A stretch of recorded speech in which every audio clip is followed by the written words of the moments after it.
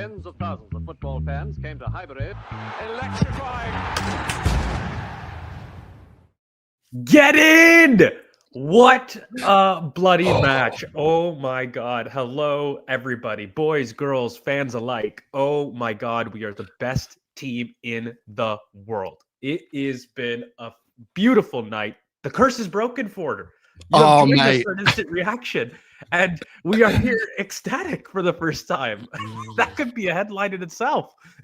I've got tears in my eyes, genuinely. Like those of you on the Discord as well, you naysayers saying that George and I can't get a Bayern Munich win. Yes, we can. Oh, what an evening! I am buzzing about this win. Mate. Like to me, this is bigger than the Atleti win. Like, and I had the pleasure of doing the instant reaction on that. This is a huge, huge win. Mate, we are so good at football. You know, it has been, this is going to be a long one because I have a lot to say. And this seems like a performance to announce it to the world. I know one of the big through lines that I'd been talking about, you know, in the podcast and the main pod for anyone that had gone on to look at that is I wanted our stars to start to feel like they belonged. It's not just that they're belonging to a great team, that they themselves are great. And we are doing it. I mean, first off, this was a high quality match. I remember just tweeting in the first half alone when things were a little bit more even. My God, this is the type of match you learn things from. You know, the way that it was two heavyweights going back to back and both at the top of their game.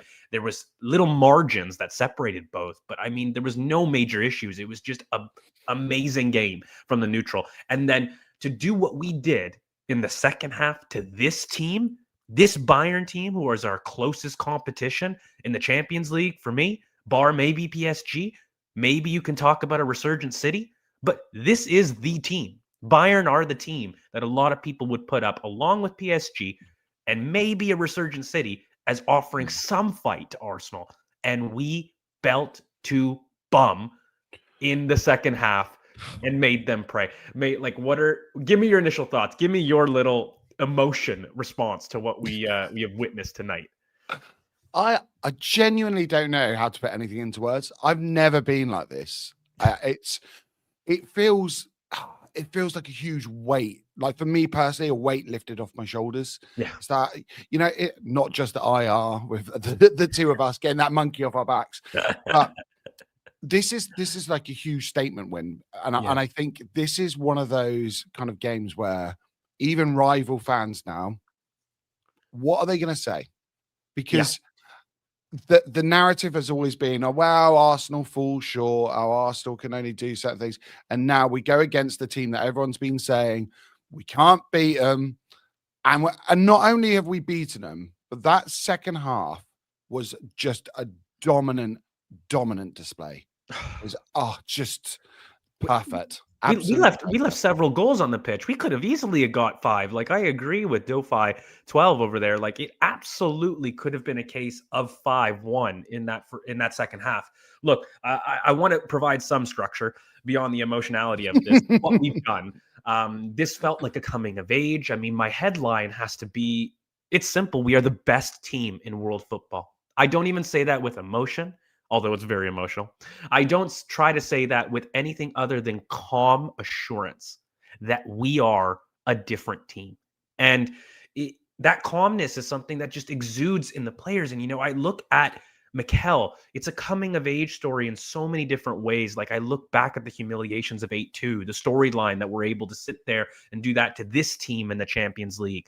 It brought back a kind of, okay, I feel better about that now. I look at Mikel in terms of approaching this game, by the way. Miles Lewis-Skelly, who I didn't think had the best of games, but the introduction and the faith to have both him and Mascara come in for Calafiore and Hincapié, who both were brilliant against Spurs, seemed like a coming of age as far as rotation went from Mikel in terms of how he's going to use his squad. The way that we were able to be so mature, composed. There was nothing about Arsenal in that match that made me feel we weren't playing to the level I know we can. And we did this all the while without having Odegaard, without having a recognized number 9, without having Gabriel in terms of the only set pieces, and set pieces came to play again tonight. So Yeah, I don't know if it's just we're the best team in the world, but I felt a coming of age story. And there is a certain calmness to this Arsenal team in which they know how good they are. There is no longer this kind of justification for rivals. There's just an acceptance of, yeah, I'm the best. And there's a calmness and a clinicalness and an assurance to the way that this team makes you feel safe. And it has been building and building. And I think to combine these two results from a North London derby being one of the easiest I remember in my viewing days, if not the easiest, to then follow it up with, and I quote, belt to bum moment of the best team in world football, according to some, it's a statement of intent. It's a statement of mentality. It's a statement of where this club is at. And I mean, mate, we just got to go 3 for 3 on the Infinity Stones here because that would send a serious marker to what my hot take was at the end of the pod. If you listen that long, in which I believe it's our year, not just in the Premier League, but also in the Champions League. So yeah, I'd say coming of age and a calm authority in that we are the best team in the world. What do you think for? Like, give me your headline about what you took away from this match. Are you as grandiose or as large in terms of your definition of this team and their capability as I am? I am pretty long in the tooth. I think everyone can tell that from the grays in my hair these days. So I've had the pleasure of seeing double wins, like the Invincibles, like so many fantastic teams. This team gives me all of those vibes, and this is the first time I've truly felt like since we last won the league, like I have full confidence in this team. I have full confidence in the manager, in the tactics that we employ. I mean, we'll get into it in a moment, but the different tactics, not only from half to half and game to game, but from different game states. It's so nice to just sit there. And I think your word was like the assuredness, and I felt at halftime absolutely assured. I Yeah. had no worries. I had no nerves. And previously, if we played against a team who are not only as good as Bayern Munich are, but are in the form they're in Yeah. as well. I think they've scored, is it 62 goals, I believe, prior to this game. We're coming up against a Harry Kane that scored more goals at the Emirates than anyone else. I wasn't worried. And I think that just speaks volumes about where we are as a club right now. And Mikel Arteta, I mean, he's making the big calls. He's making the right calls. It's unbelievable, George. It's unbelievable. We have been able to show growth in our worst aspects from last season, and that's what gives us maybe that assurance, the faith. You look at that run that we were able to do with all the mid-block teams and the amount of points we were able to garner. That was consistency over a large sample, not once, twice. It was a pattern. It was a learnt problem. We have solved it. And I think we could put that to bed. There are questions about how Mikel has used the squad over his tenure here at Arsenal. It hasn't always been good. But the faith to show Mascara and Miles Lewis-Skelly coming in cold, I want to praise the decision-making from the manager as far as that decision.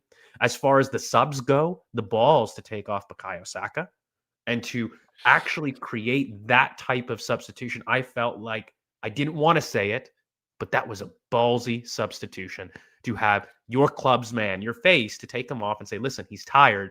I trust us to switch things up a bit. And also, by the way, to recognize, I know this is simple, but Miles, I think, was having one of his tougher games in an Arsenal shirt. Understandably, he's young. I'm not going to go much longer than anything into that. But Calafiori coming on and the form he's been in this season and the delivery on the cross, that whip ball on the run, phenomenal. The Eze drop in, the pass for Martinelli, who's bursting through the middle of the pitch, who, by the way, has come in and every cameo, he's been bright. He's been bright this season. I just think that the management of this game from players to manager was perfection. It was absolute perfection. Not a given, but perfection nonetheless. Let's go into the first half, mate. I think that first half, biggest question I had for you was, what did you take away from both the home atmosphere as well as the early pressure they put us on? And how do you think we reacted to what seemed like a kind of, again, like I call it like two heavyweights going blow for blow. There was a bit of Rocky at the end of a round 1 or 2 where people were punching each other out and they're both here. We're both standing tall. There were moments I could probably critique the players on individual margins, but I just sat there saying, wow, what a quality match that we are seeing. What did you make of our response to really the best team at the Emirates that we've seen this season come to our ground and give us a game like that? And by far the best team that we've seen at the Emirates, apart from us. I will add that caveat. No, I mean, to go to the atmosphere, I think after having a North London derby like we just did, and I think full credit to the whole club for that, because the atmosphere for that game was absolutely perfect. Yeah, we had the whole debacle with the tifo previously. They got it nailed on for that. And it's quite difficult sometimes for a fan base to kind of produce that atmosphere after something like that. And I think tonight, it was great because it is a big occasion. And I think with the late kickoff, it can be one of those ones, midweek where people are thinking, this is an interesting game. It's going to be a difficult game. And the context kind of changes and the atmosphere becomes a bit flat. And I thought, really, the atmosphere was great. And it was interesting how we were quite pragmatic to start with. I think within the first 10 minutes, they had 76% of the possession. Yeah. And we were just comfortable in that. I never felt that, although we were playing a completely different type of game to the Tottenham game, it was always, I'm going to use that word again, is that assuredness. Like, we understand how to play. Like, even the fact that Calafiori had come out of that defense, Hincapié had come out of that defense. We've not got a Gabriel, and we never seemed kind of worried too much. I think we'll probably go into Miles a little bit, but on the whole, I feel that we kind of navigated that first half as a professional team and an experienced team now.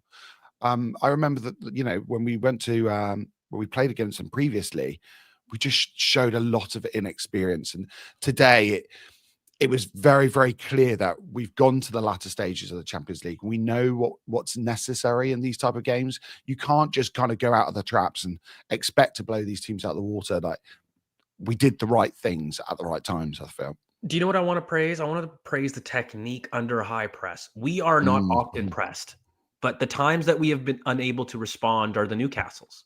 At times in Sunderland, the ones that are physical midfielders that say, okay, we can run with you. Can you be technical now under pressure? You don't see this a lot, but we will meet you. And we stood up. The technical security that everybody showed in that buildup, that, again, I want to praise Mascara coming in for.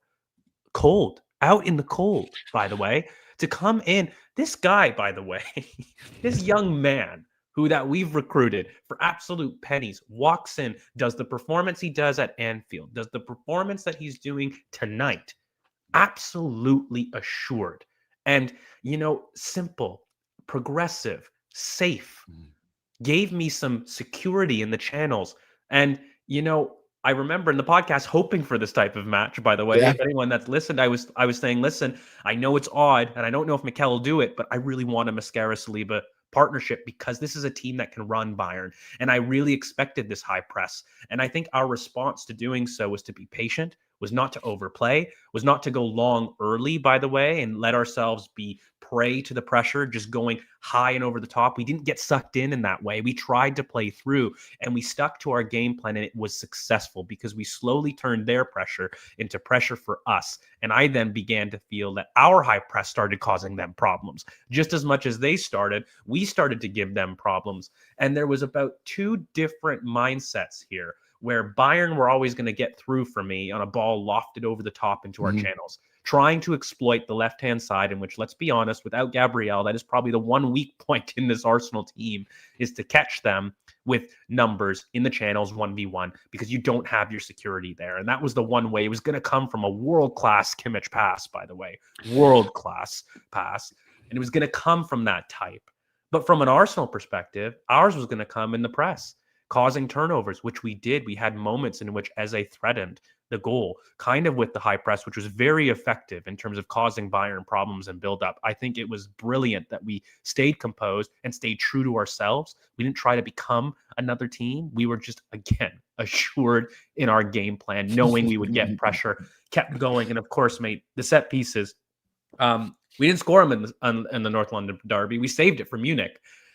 But it was, again, what we've known, a world-class delivery. And I think what made me happy was we stayed in the game and we started to counter in the game by being us, a solid defensive team that out of possession are a problem for anybody, who can run with anybody in the world.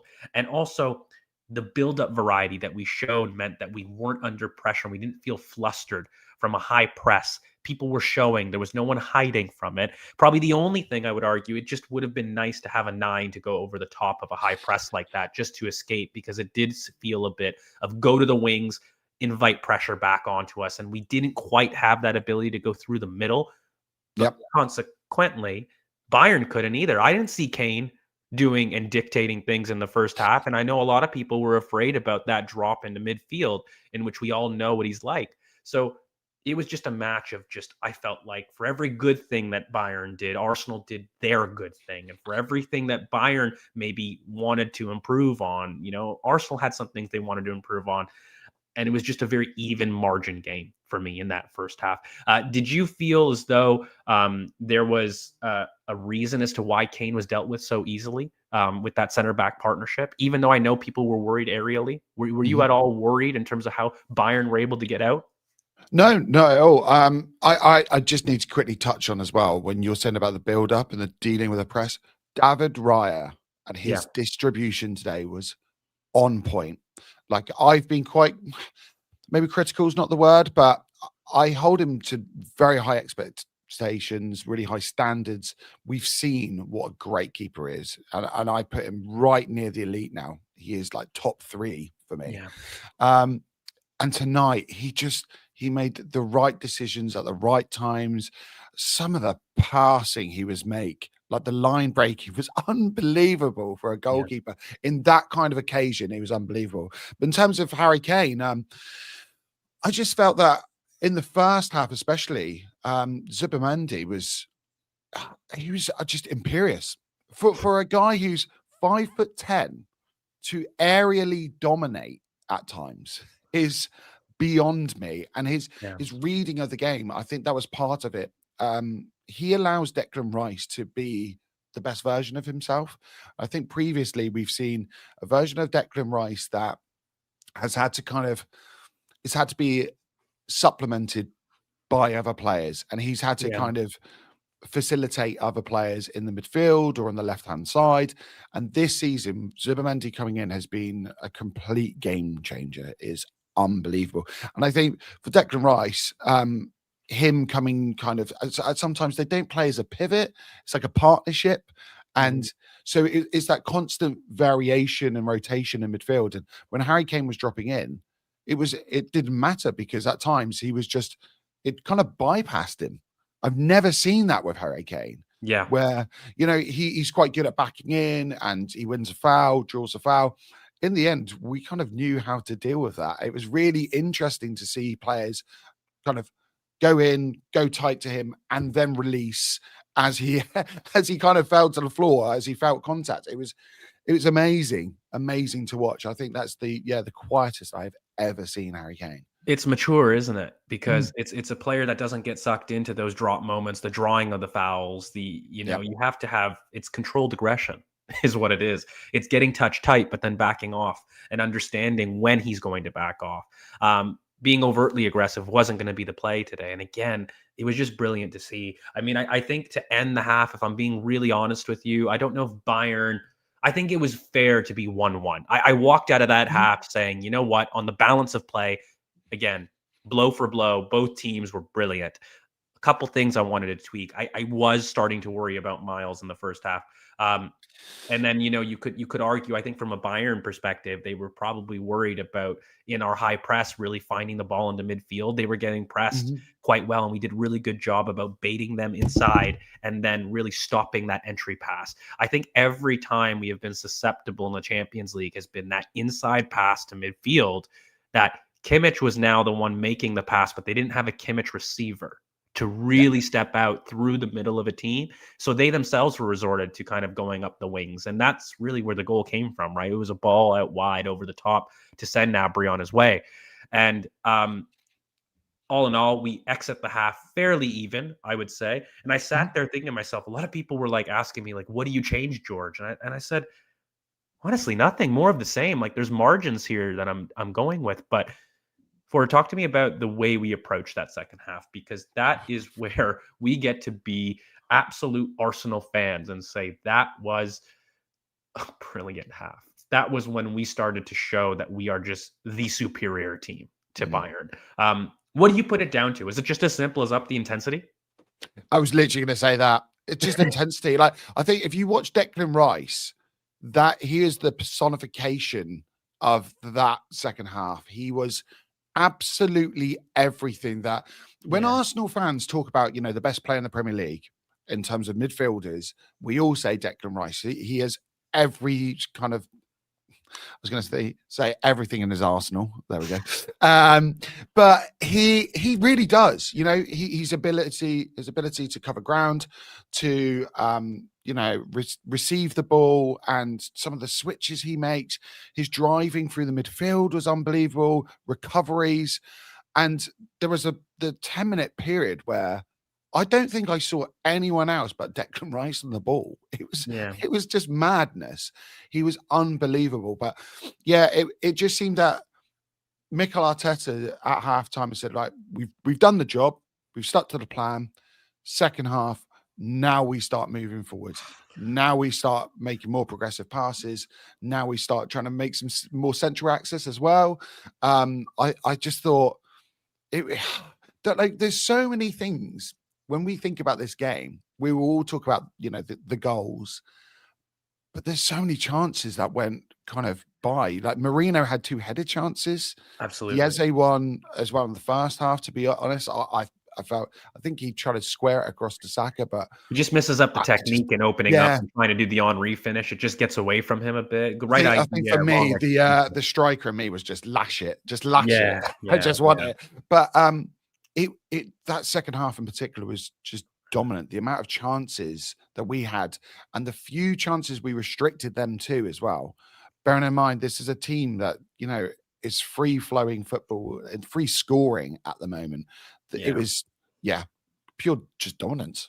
Yeah, and honestly, it was an intensity, and there was just a level of actually, I don't know if you saw it, but for me, I felt the crowd fighting with the team at the same, like they were responding to that up intensity. It really felt like every time there was a cut away from a foul, an entire section of the Emirates would stand up and complain to the referee, who I thought was a little bit unfair to us in the 50-50 fouls in general.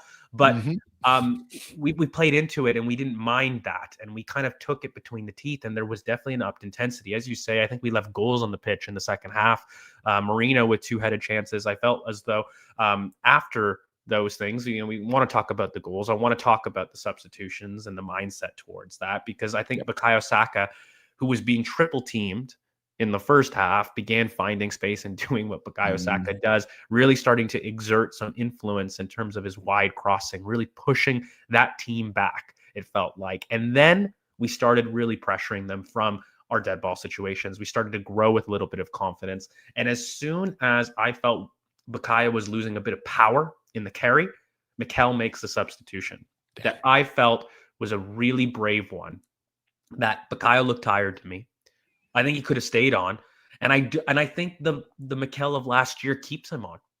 And there was a maturity to saying, listen, this Bayern team out wide can be got at, and if we isolate them 1v1, if we have a little bit more power, because having Nani and Martinelli being 2 straight line runners out on the outside because we had a striker in Mikel Merino that was dropping deep quite a bit. And actually, for one of the first times, showing some competency in deep buildup. I thought him dropping into that midfield pivot was actually very secure. It was a way of us finding space and time on it. And he did a really brilliant job. He's not always secure, but he is in this match. He was.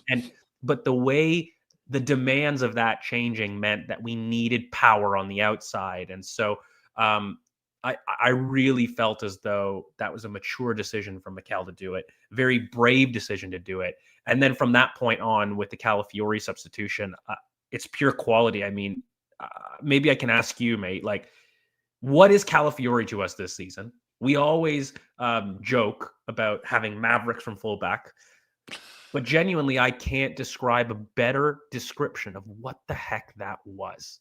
That was somebody who took the game by the scruff of the neck for me. That whipped cross is unbelievable. Some of the defensive, he walks in, shuts down the left-hand side that was looking a little shaky. Olise was growing with Miles. I got worried. It was more of a case for me. Again, I'm going to say this once because everyone knows that Miles is my son. It looked like a match fitness issue to me. Like, I've never seen Miles get taken on like that. And I mean, a lot of people will make comments. You know, he isn't somebody that loses his duels like that. And I really think it was a match fitness thing. He was a little cold, but Calafiori comes in like an absolute assured first team player. It really felt that way. He walked in and said, no, this is my spot, and let me show you why. So what do you make of Calafiori both in this game, but also this season? I think we forget how young Calafiori is. Yeah. You know, we talk about Miles and Ethan and Max coming in. This is a young man who has come off a horrendous injury and a really, really difficult start to life at Arsenal. And this season, he has been absolutely fantastic. Like, his ability to he reads games really well. There's not many players that can pick up the positions that he does. You know, he doesn't just drift into midfield or go out along the left-hand side.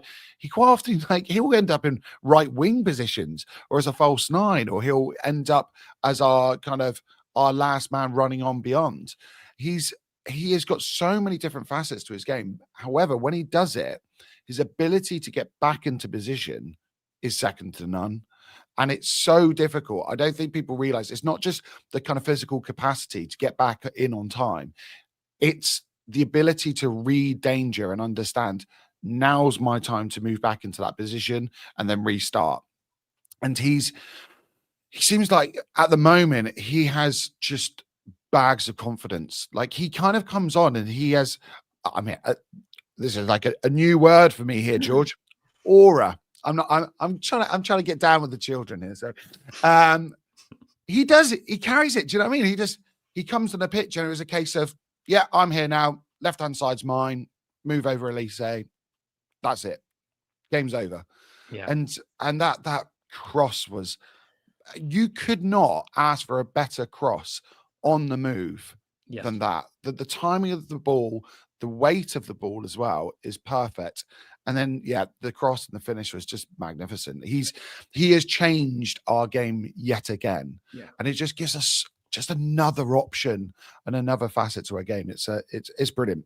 Proper big game player, isn't it? Like, every time he creates output, every time, you know, and by the way, he does it when the team is hurting. Like, I find Calafiori outputs, even go back as far as the City. If you remember that match, he scores when he comes on. The team was struggling in terms of trying to contain City, and he comes on and he does what he does to get us level. And it's like, bang.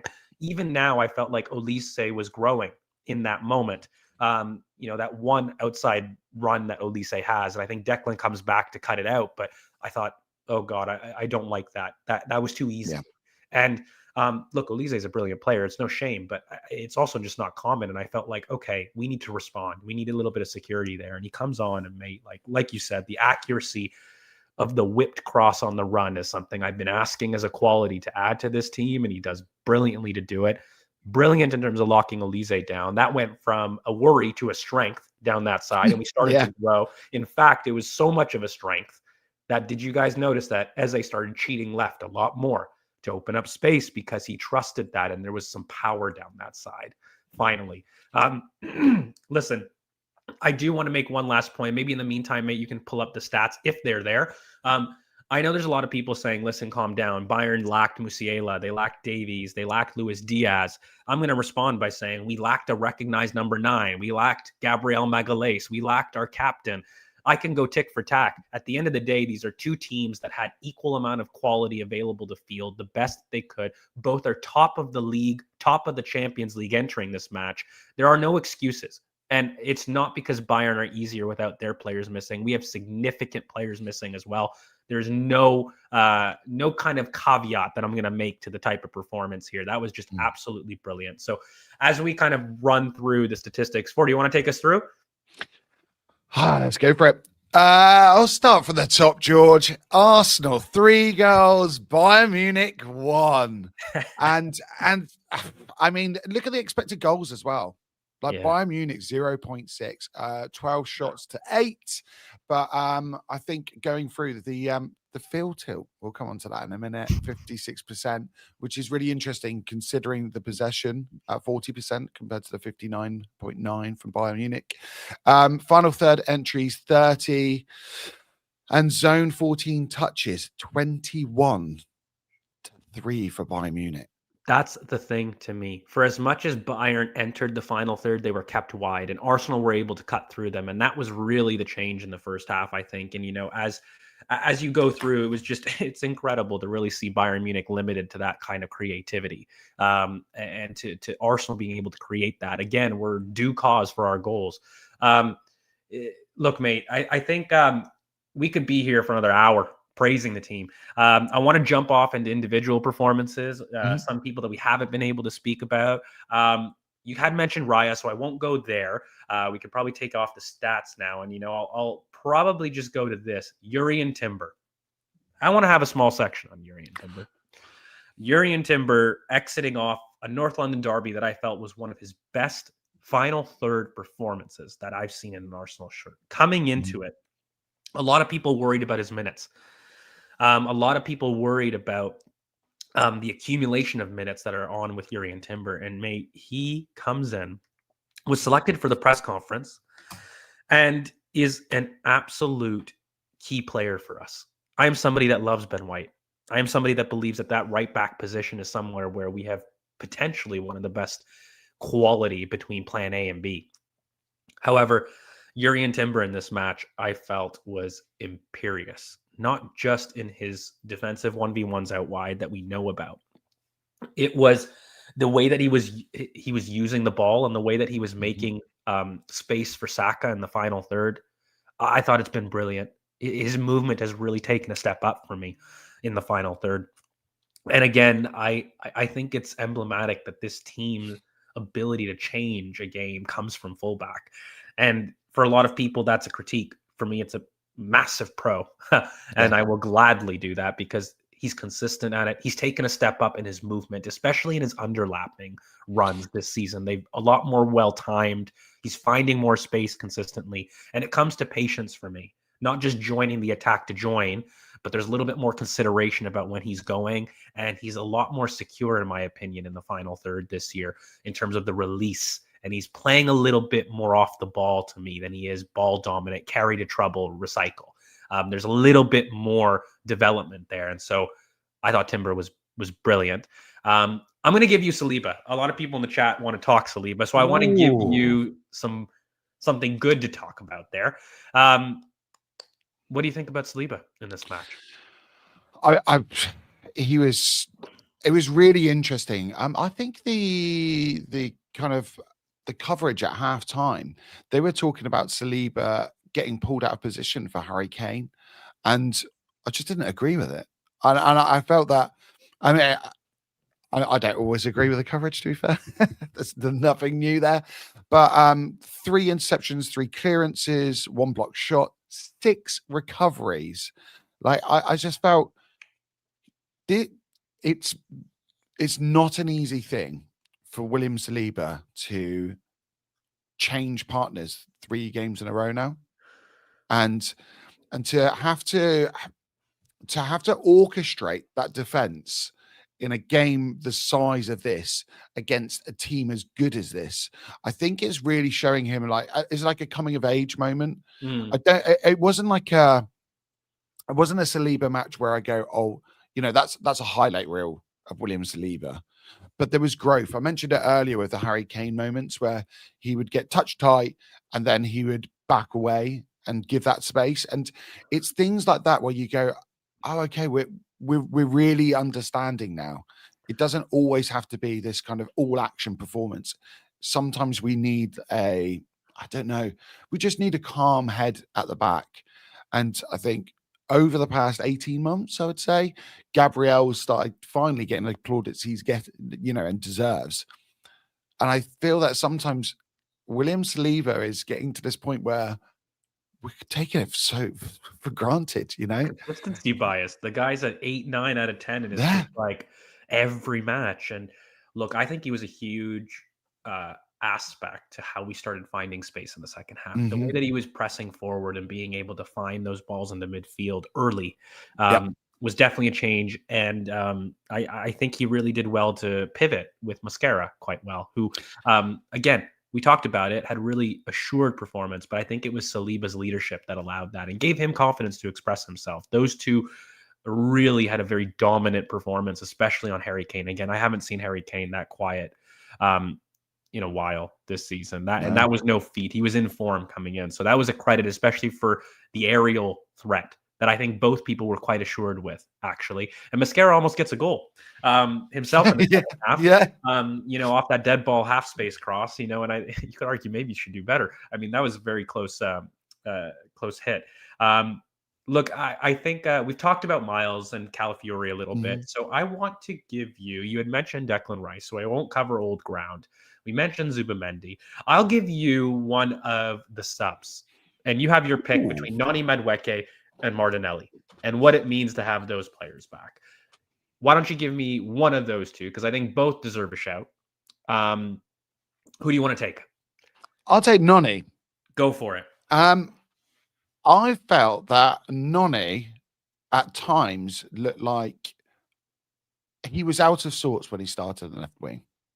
And that switch, like, he gives us a real direct impetus. Like, he gives us that real like verticality and the ability to stretch play, run up players. And the choice of taking Saka off, not just because it's Saka and what he means to the club, and he's wearing the armband tonight, lest we forget. I thought it was perfect, because at the time Bayern Munich were really struggling down that side. I felt Saka, like we talk about Bukayo Saka and his ability, his passing, his ability on the ball. His strength is so underrated. His ability to roll his man and he's just, he's a sure bet when it comes to possession. And I felt it was a real ballsy move, to be honest, to then put Noni in on that right-hand side, because they're not similar players. And I think Noni was fantastic. His ability to stand up a man and just go at them, and he finally gets a goal, and he's thoroughly deserved that. I believe this is his first goal in the Champions League as well. The run was perfectly timed, like the finish was perfect as well. It's one of those ones, it does look easy, but when the ball is put in that quickly, I've seen plenty of players stab at it and it go over the bar. And it was that down is definitely, look, I still think the cross is like the big praise, but it's not 100%. It's not an easy, I'm with you, it's not an easy finish to keep down. Absolutely. It comes bobbling. It is possible to do that. And I wanted to just piggyback really quickly on Nani, not to take away your thunder, but the way that he came in, mate, and his performances, I can't, like, it endears me. I was somebody that I felt like this is a guy that's got a lot of talent, but maybe of all our purchases was the one I was most confused with the budget of it. I don't know if it was value. All our other ones, I'm like, okay, there's value to that purchase. I think Nani's a brilliant player. I don't know if he's worth the money we paid. And so I felt like, okay, you're allowed that.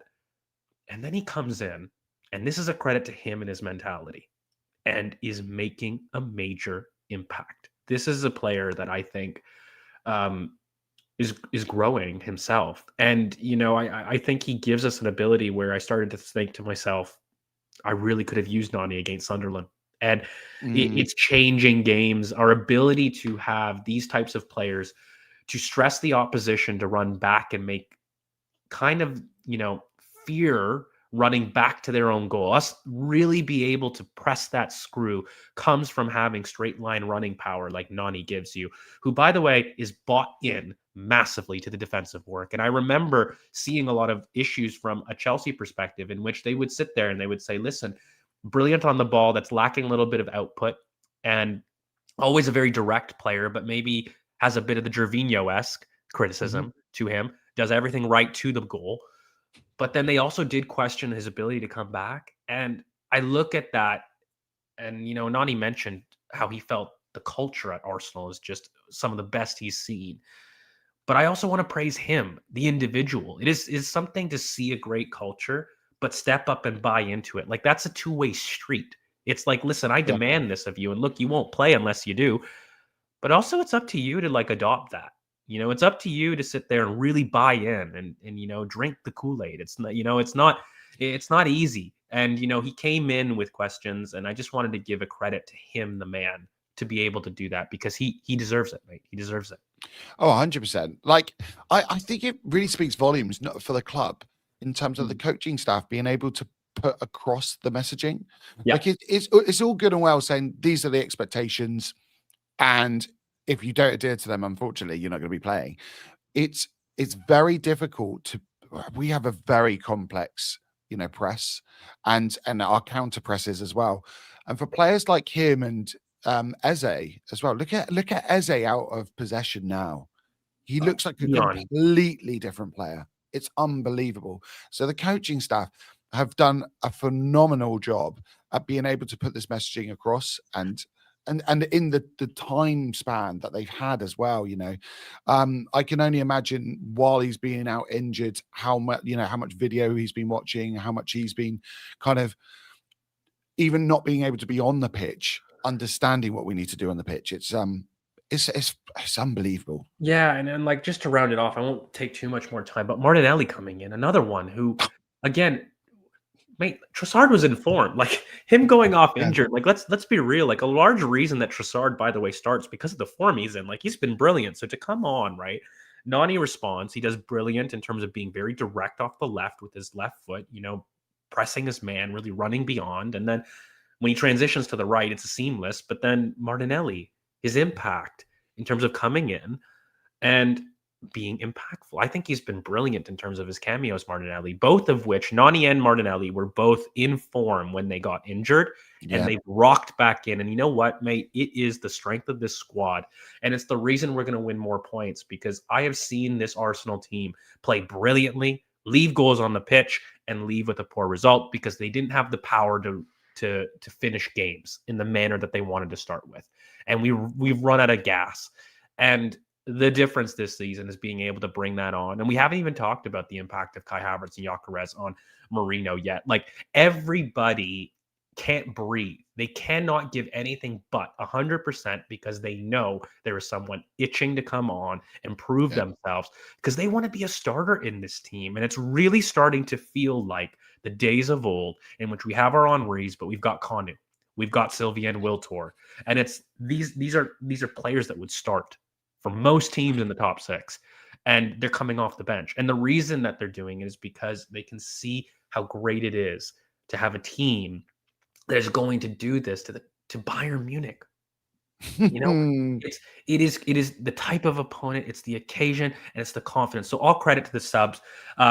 Just a brilliant night, mate. It's a brilliant night. I want to go to all of your super chats. So we'll bring those guys up at the very beginning. I know the very first one, to your fifth Kin. Sorry for if I'm butchering that, but thank you for becoming a YouTube member. It's been absolutely phenomenal. In terms of Crimson, it's just who we are, mate. A member for 23 months. Thank you, good sir. That is a phenomenal achievement. Thank you. Simple Game Life. At this moment, we are the best team in world football, first in the Prem and first in the Champions League. I remember dreaming about this back in 2019. We are in cloud 9. Hot take, not looking so hot. from last pod at the current moment. Maybe might change in a couple of weeks.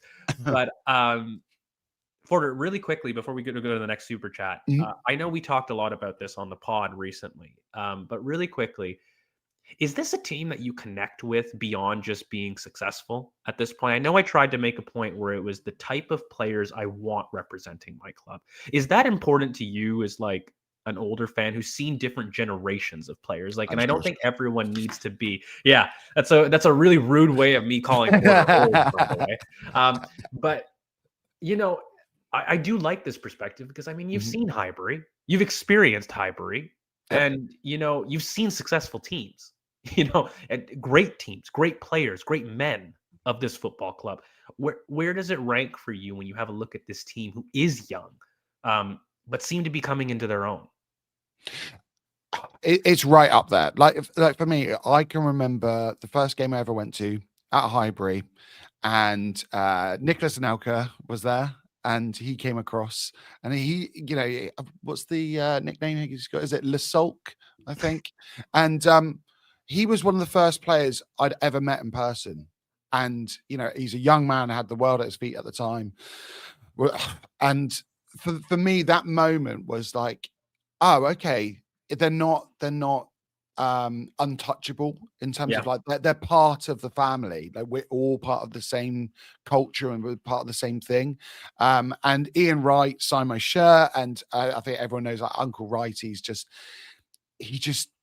He exudes this kind of, you know, Arsenal. This is what Arsenal is, and I get that from this team. I don't have the pleasure to go, you know, as much as I used to, but I just look across the team, and when I think of players that I would like to meet, you know, that kind of idea when you think, oh, if there are 3 people you could go to dinner with, and you go, who would it be? There's so many of these people that I would gladly sit down at a dinner table with because I know they're just good people. Yeah. Like I think like the Ben White going for a dog walk. I'd love to go for a dog walk with Ben White. Like anytime, if he's watching, Ben, we'll go for a dog walk, right? Miles, you know, Miles's mum has been on the channel. Yes. Like that speaks volumes about her and their family. Like Eze is living all of our dreams right now. Like last week, scoring a hat trick in the North London derby. And it just goes right the way through. Bukayo Saka, Declan Rice, like they're all fantastic individuals. And I think it makes it so much easier to get behind the team when you have players like that. And the other thing is that this is the first team for me since I guess we had Vieira and Gilberto in midfield, but it reminds me more of the Petit and Vieira midfield. Like sometimes they look like men against boys. And when I watch people like Declan Rice, and when we go up for these set pieces and we have these, you know, players of huge stature, that's what it really reminds me of. And it, you know, I think that's sometimes why, you know, I came on tonight, tears in my eyes. It's like taking me back to my childhood all those decades ago. And I think it matters, mate, right? Like, I mean, I think when you combine success with a team that you feel proud to represent, it's a different level of pride as a fan. And that's really what I'm getting from this group constantly. So moving on to the next one with Ivan Smith with 2 super chats. The first being, can't let Eze's performances go under the radar. Another brilliant game from him, and it looks like he's been unlocked. Be afraid. Absolutely. And there's a sense to Martin, I think, coming on and pushing to want to come on because Eze's in form. We're going to start to have uncomfortable conversations, mate. Like it's getting to the point where people are all genuinely being brilliant. And I think Eze, that's back-to-back big games of making impact. Ivan with another one, Liverpool embarrassed again and Spurs holding 5-2.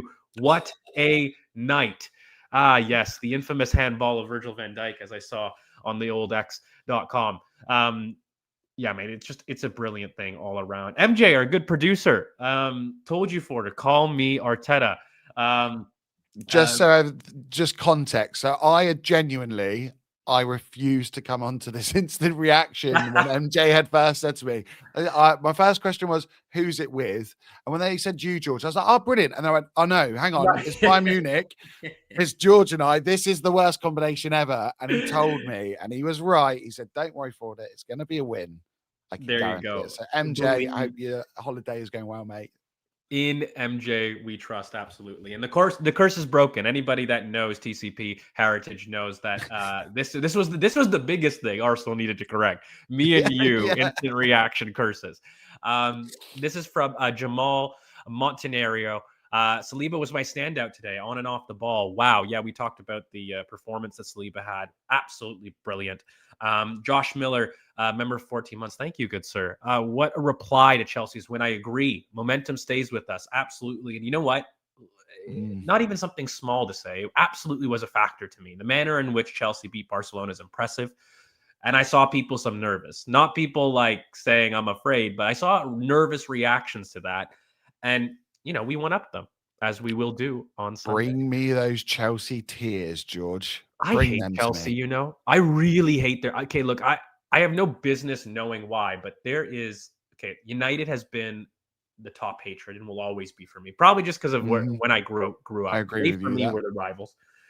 Chelsea, I just hated because I felt like you are doing it in the wrong way. I genuinely felt like I could connect to other teams, but Chelsea were always that person that was like the entitled prick that just, got all the money and was just like, I think that's the first time, Joe, I've really seen an insight into your psyche there. That's I hate Chelsea. So I love that. I was so happy that we were able to respond globally to this kind of thing.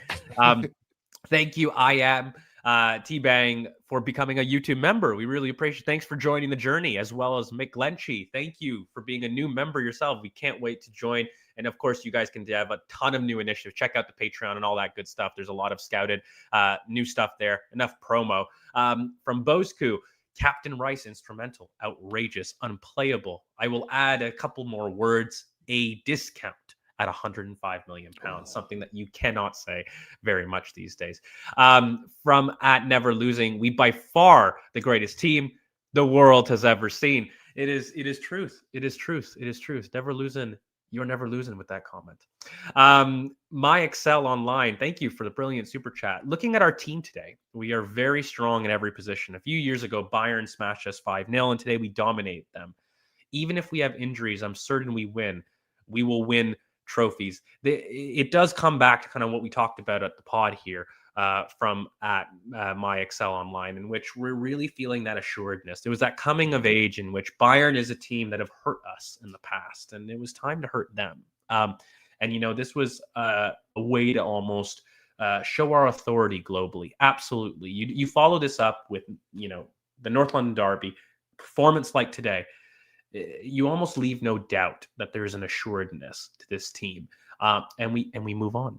That's not the only thing. Mike Sell with another couple super chats, so we'll do that before we sign off. Nani as a left footer is hard to play on the right wing due to the byline, but on the right, he comes inside and has a bit more space. Yeah, I think the way that he can vary his game is actually very unique, Nani. And I think that's what's brilliant because, more on the left, he's a lot more direct onto his strong foot, able to really exploit that space behind. Attack space brilliantly always, but I think there is a bit more variety when he moves to the right because he just opens up some of his angles coming onto his strong foot, being able to go in and out. Whereas, on the left, he might be at times restricted to the byline option, but still finds a way to be direct always. And that's one of the best things that I love about Nani, his willingness to constantly be direct, but also to eat up ground in such small steps. This guy takes 2-3 steps and has already run the length of a half with it. So he's really brilliant at that. Last super chat from My Excel Online. In our Invincible team, we had 14 great players, and today we have 20. Look, it is a night that you are proud to be an Arsenal fan. We know that today is something we're going to drink in. It's a performance. It's a type of performance that you sit there just proud of your team, and everyone from a man to the manager is just absolutely deserving of all of the praise. And I want to give you a moment to kind of, before we sign off, what does this mean for you as we approach kind of the Christmas period as well? I think it's really quite important. We've got to do the business on the weekend. I think it would create a trifecta of brilliance because we're welcoming a lot of people back. And it seems like if we can do all of this with a team that just seems still not at its full potential is crazy to me to be speaking about that. I mean, we've got Odegaard coming back. Nani and Madueke, they're one and the same. Nani and Martinelli, by the way, coming on, returning from injury. And we haven't even talked about Gyökeres and Havertz who are coming back. Jesus to come back as well. This team is getting fit again. Like, for you, like, how do you fit everybody? Genuine question. When people are all fit, like, it's approaching the point in which people have stepped up so much, we aren't going to risk having to rush people back. At some point, we will have a fit squad. How do you feel going into the Christmas period, having what seemed like the hardest part of the season behind us in fixtures? If we're able to walk out of Chelsea with a positive result, I would say the first half of the season is the more difficult half, objectively, looking at our fixtures across the season. So to enter the Christmas period, the busiest period, having done the business against some of the harder fixtures, where does that leave you in terms of your confidence for the rest of the season? I'm going to be a nightmare for all of my rival fan friends. I'm going to be an absolute, they're going to hate me. It has been too long coming, George. Like, we need to go through the next series of fixtures before the Christmas break, and we need to not only beat these teams, but we have to send a message, and that's already kind of there. I just feel that this team right now, not in just the manner that they play, because going forward now, we're finally seeing some of the things we've been crying out for, like the passes between the lines, the ability to go on the overlap and on the left-hand side. That left-hand side's finally working. We're seeing Martinelli and Trossard that have been lambasted previously, across the internet. People saying we need an injection of a new player. We need a Barcola. We need a Rodrigo. We need Leao. Right now, they're performing. And I feel that if we can go all the way up until Christmas and we get the victories, I think the rest of the league, I genuinely feel that they'll start to capitulate. That we can already see it. When players walk out from the tunnel, and you can see them look across at the other team, and there's that sigh of this. Not only this is going to be a hard day, but this is a futile task. I feel that's what's coming for the rest of the league, but we have to ensure that happens. And the only people that can ensure that are ourselves. It's up to us now. And there's just a calmness that I feel to which this group of players know that they don't want to let up their standards. Like, I don't feel like I have to warn them, don't let up, as if they care. But no, make no mistake, they watch TCP.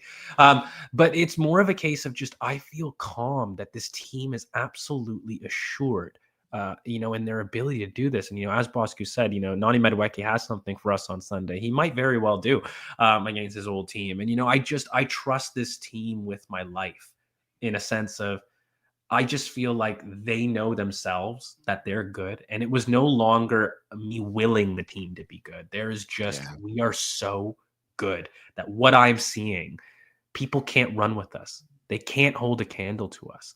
And there is an inevitability to which I feel that this team has psychologically beat teams before. And that's what built dynasties. You look at the treble teams, you look at the cheats over at the other blue side there. Even at their best, you have to hold your hands up. There was an inevitability and a fear to people doubting themselves. I mean, mate, for God's sakes, we made Thomas Frank go to a back three, which is what he hasn't done all season.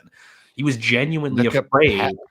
Yeah, look at Pep, the way that he approached the game with us. Look at the way that Bayern team felt outrun physically. I've not seen them look like boys like that in the second half. There is a level to this team growing and taking the title that they're owed, as opposed to feeling as though that they can be there with competing. They know they're owed success and they're taking it. And it's just a night to be really proud. So thank you guys for joining with us. I really appreciate all the new members that have joined us. Again, I hope you guys find a ton of content. Make sure you guys like, comment, subscribe, all that fun stuff. It is a pleasure to join you, the audience, today on nights like this. I hope you all enjoy your night. I'm going to enjoy my night. Time for a little bev and all that fun stuff. Thank you guys so much. We'll catch you guys all for TCP Live tomorrow. We probably got an interesting Chelsea preview for you coming up as well to keep your eyes peeled. And of course, if you guys want all that extra content, click the link down in the description down below. Forder, thank you so much, mate. Thank you, George. Thank you, good sir. Thank you, all the Arsenal fans in the chat. We love you, and thanks for keeping it Arsenal. Tens of thousands of football fans came to Highbury. This was one kind of queue the ladies thoroughly enjoyed. Electrifying. Electrifying.